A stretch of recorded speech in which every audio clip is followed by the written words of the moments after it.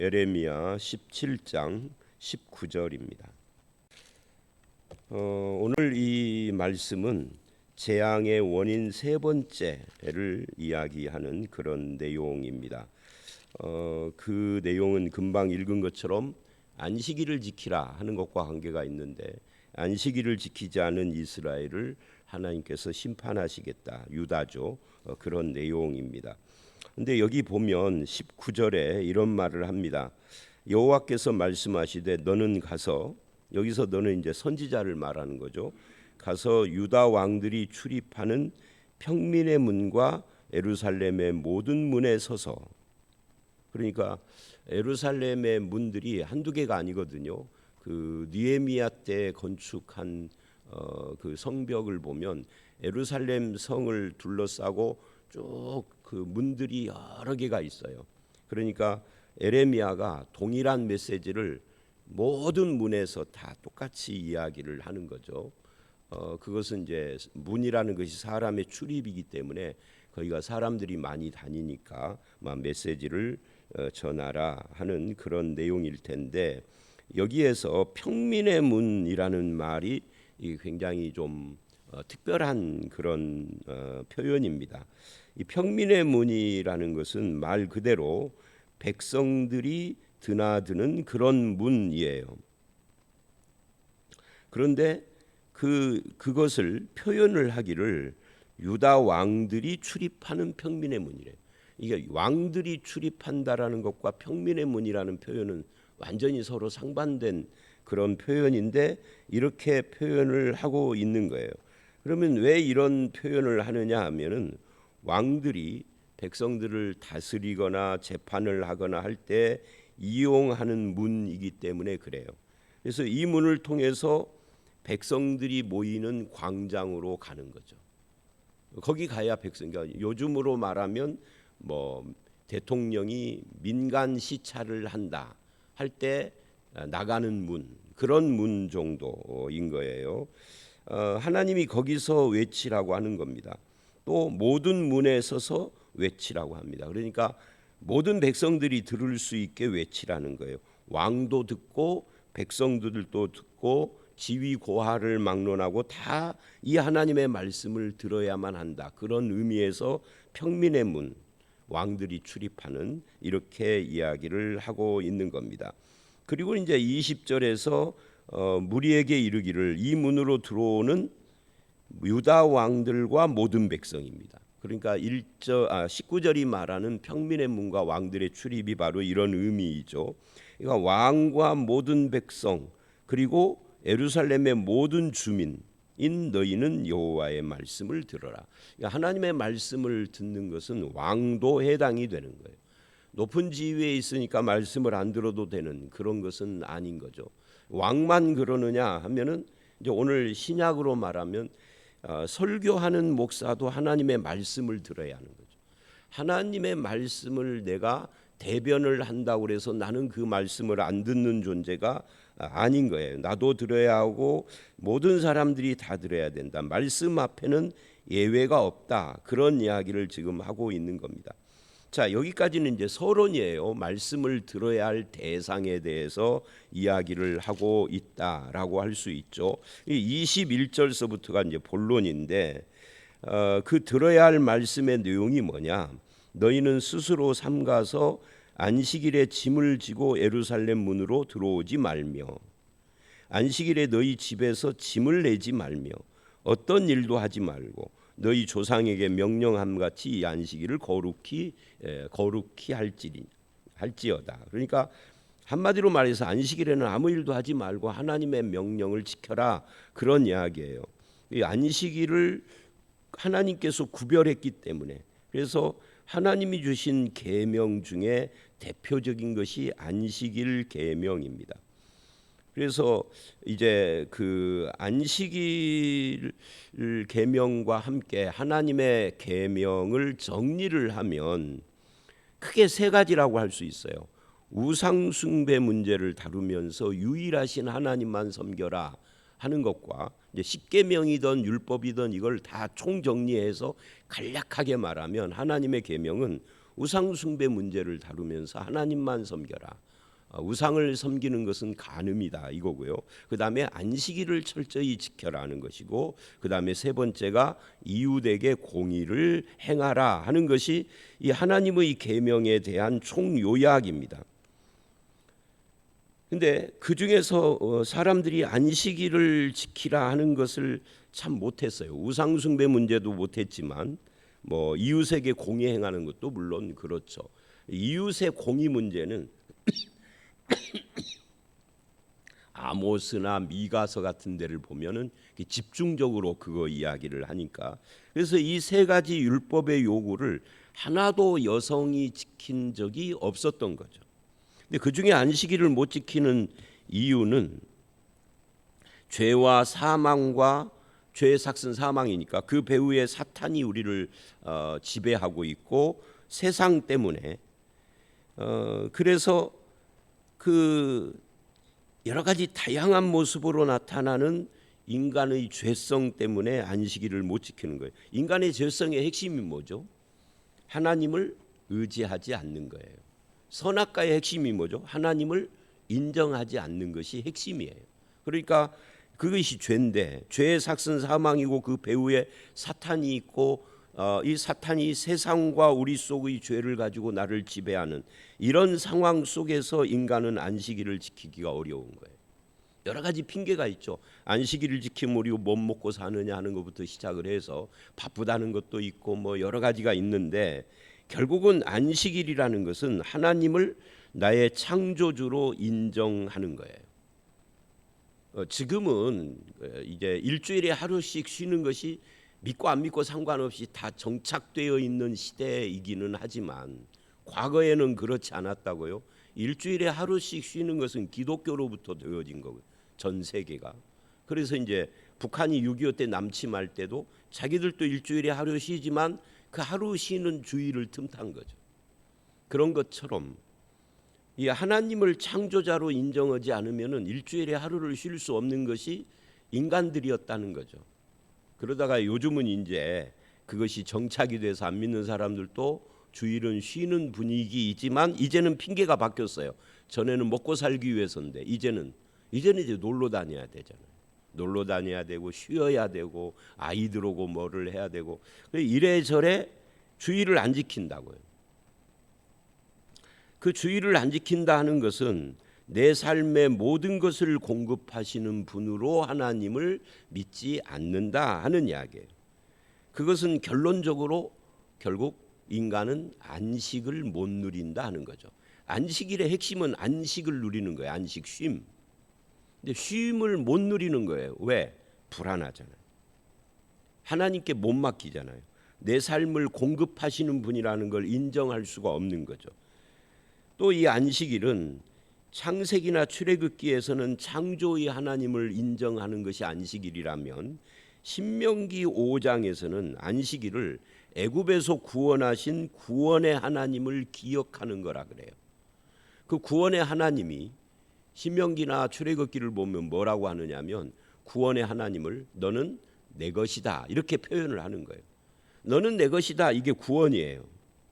그러니까 구원받았다는 것은 우리가 하나님의 것이 아니었는데 하나님의 것이 됐다. 이게 구원이거든요. 근데 그거를 부정하는 거예요. 창조와 공급을 부정하고 내가 하나님의 것이다 하는 구원을 부정하는 거예요. 그것이 안식일을 안 지키는 이유인 거죠. 그래서 거기 보면은 23절에 그들은 순종하지 아니하며 귀를 기울이지 아니하며 그 목을 곧게 하여 듣지 아니하며 교훈을 받지 않았다. 근데 순종, 귀 기울임, 또 교훈을 받지 아니함 이 모든 것은 목을 곧게 했다. 교만하고 연관이 있는 거죠. 왜 교만인 거죠? 이것이 창조주 하나님을 안 믿고 구원의 하나님을 인정하지 않으니까 교만인 거예요. 아주 겸손한 태도로 교만한 거죠. 교만에 대해서 몇 주 전에 설교 시간에 나왔는데 두 손 모으고 말을 사근사근히 한다고 그래서 겸손한 건 아니에요. 그런 교만한 자들도 많으니까 이 교만은 하나님을 인정하는 거예요. 그거를 안 하는 것이 교만이고 하는 것이 겸손인 거죠. 그리고 이 궁극적으로는 안식일의 주인이 누구냐 할 때 마태복음 12장 1절로 8절이나 마가복음 2장을 보면 또 골로새서 2장을 보면 다 이자가 들어가네요. 마태복음 12장, 마가복음 2장, 골로새서 2장을 보면 안식일의 주인인 예수 그리스도를 말을 합니다. 그러니까 예수님이 오시면 안식일이 성취가 된 거예요. 그래서 안식일이 성취됐기 때문에 이제는 영원한 안식을 우리가 얻게 되어지는데 이거를 구원이라고 그러고, 이때부터 우리는 토요일 안식일이 아니라 주일 부활의 날을 지키는 겁니다. 그래서 이제 신약 시대에는 토요일 안식일은 없어요. 토요일 안식일을 지키는 것은 율법주의예요. 그것을 안식교라고 하고 그거는 이단입니다. 그래서 우리의 안식은 히브리서 4장 3절로 10절이 말하는 것처럼 예수 그리스도 안에서 죄와 사망 권세와 사탄으로부터 해방돼서 구원, 즉 쉼을 얻는 겁니다. 이 히브리서 4장이 말하는 예수 안에서 쉼은 이렇게 표현을 해요. 자기 일을 쉬는 것이다. 자기 일을 쉰다는 게 뭐예요? 아까 앞에서 말한 왜 안식일을 못 지키느냐? 창조자를 믿지 않기 때문이다. 이 창조의 하나님이 내 삶을 주관하시고 공급하시는데 그걸 못 믿으니까 자기 일을 못 쉬는 거죠. 근데 예수 안에서는 자기 일을 쉬는 것이 안식이고 그것이 믿음이다 그래요. 그래서 믿는 자는 안식에 이미 들어갔다 이렇게 표현을 하는 것이 히브리서 4장입니다.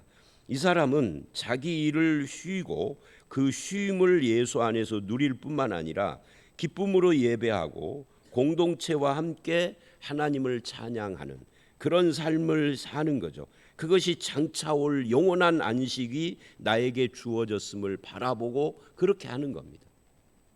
그래서 신약은 영원한 안식을 주시는 예수 그리스도가 안식을 성취한 그런 시대에 접어들었는데 사람들은 목을 곧게 해서 듣지 않는 거죠.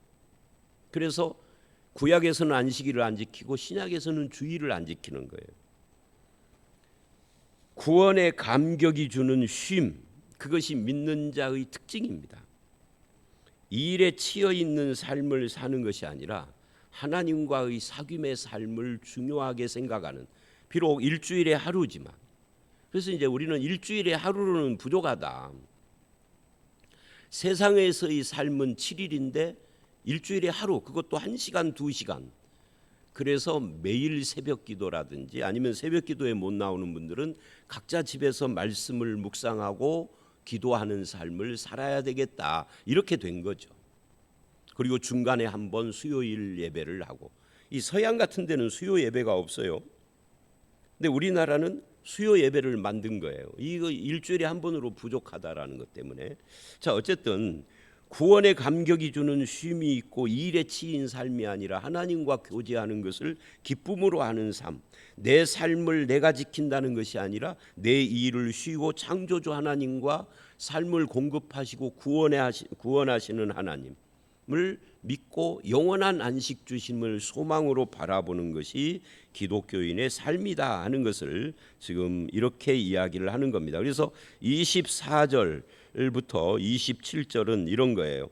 여호와의 말씀이니라 너희가 만일, 24절부터 26절은 만일 안식일을 지킨다면 이런 것을 줄 것이다 하는 내용이에요.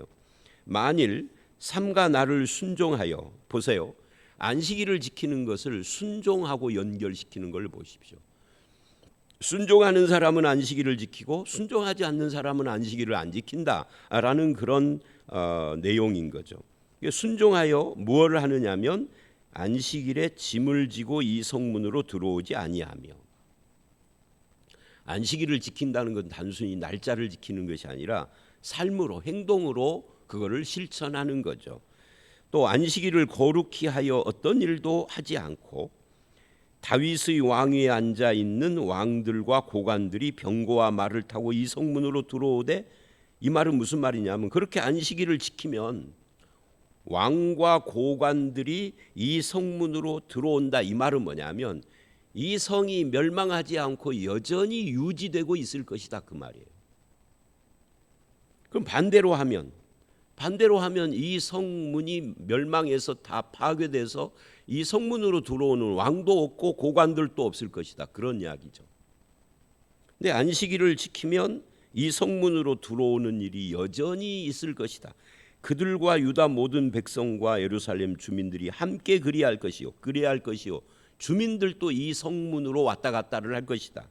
이 성은 영원히 있을 것이다. 그러니까 이 말을 뒤집으면 예루살렘이 멸망하는 것은 안식일을 안 지키고 하나님께 순종하지 않기 때문이다. 그 말이에요. 근데 순종하여 안식일을 지키면 이 성이 영원히 있어서 왕도 출입하고 고관도 출입하고 백성들도 출입할 것이다. 26절 사람들이 유다 성읍과 예루살렘에 둘린 곳들과 베냐민 땅 평지와 산지와 네겝으로부터 와서 이게 무슨 말이냐면 예루살렘이 있으면 주변이 유다잖아요. 유다 북쪽은 북왕국 이스라엘은 멸망을 이미 했고 100여 년 전에. 그래서 유다 모든 땅 평지와 산지 네겝은 이건 이제 광야예요. 저 남쪽에 그곳으로부터 살던 사람들이 다 와서 때가 되면 번제도 드리고 희생제, 소제, 유양과 감사 제물을 성전으로 가져와서 드리는 즉 예배가 여전히 될 것이다. 근데 순종하지 않으면은 예배의 기회도 박탈된다. 그러니까 여러분 예배가 먼저예요, 순종이 먼저예요? 순종이 먼저예요. 순종하면은 예배를 계속할 것이고 순종하지 않으면 예배를 못할 것이다. 그런 이야기니까 순종이 먼저예요, 예배보다. 순종하지 않고 예배만 드리는 걸 하나님이 지겨워하죠. 그 예레미야서에는 그 말씀이 안 나오는데 이사야서를 보면 너희가 가져오는 제물 때문에 내가 신물이 난다. 제발 가져오지 말아라. 왜? 내가 너희 제사를 안 받을 거니까. 그런 이야기를 해요. 왜 안 받느냐? 순종하지 않는 제사는 필요 없다는 이야기를 하는 거죠. 여기서도 똑같아요. 순종하면 예배를 계속 드리고 이 성문 출입을 왕이든 너희든 다 할 것이다. 이 말은 뒤집으면 순종하지 아니하면 그게 이제 27절이에요. 그래서 27절은 그러나 만일 그러죠. 그러나 만일이라는 말은 앞에 이야기를 뒤집어서 하는 이야기예요. 나를 순종하지 아니하고 보세요. 여기서도 안식일을 지킨다는 말보다 순종이 먼저 나오죠. 그러니까 안식일을 지키냐 안 지키냐 하는 것은 순종의 문제다는 거예요. 날짜의 문제가 아니다는 거예요. 나를 순종하지 아니하고 안식일을 거룩되게 아니하며 이 거룩되게 한다 안 한다 이 말은 거룩이라는 게 구별이에요. 그 날을 구별하여 이날 내가 바빠요. 뭐 친척집 뭐를 가야 돼요. 이런 것들. 등산 모임 약속을 했는데 이게 3개월에 한 번 있으니까 3개월에 한 번은 빠져야 돼요. 이런 거. 그죠? 장사해야 돼요 하는 거. 그런 모든 핑계. 거룩되게 하지 않는 것이라는 거죠. 그 날을 구별하지 않는 거예요. 사람들의 핑계는 다 이유가 있잖아요. 근데 하나님은 그 핑계를 다 잠재우고 순종하기를 원하는 거예요. 순종하지 않는 것을 거룩되게 하지 않는다. 구별하지 않는다. 그래서 뭐예요? 안식일에 짐을 지고 이 문으로 들어오면 짐을 지고 들어오는 이유는 뭐죠? 먹고 살기 위해서잖아요. 근데 그렇게 하면 내가 성문에 불을 놓아 이 궁전을 삼키게 하리니 불이 꺼지지 않게 하나님이 심판하겠다. 하나님이 심판하면 먹고 사는 일 다 물 건너가 버리는 거죠. 왜? 죽어버릴 것이니까. 또는 살아난다 할지라도 그 먹고 살려고 안식일에도 짐지고 문을 출입하는 그 모든 행위가 의미 없어져 버리는 거죠. 성이 없어져 버리는 거예요. 내가 짐지고 와서 물건 팔고 하는 그 대상인 백성들이 사라져 버렸는데, 그러니까 결국은 우리는 먹고 살려고 안식일을 안 지킨 것이 결국은 자기를 죽이는 일이 된 거죠.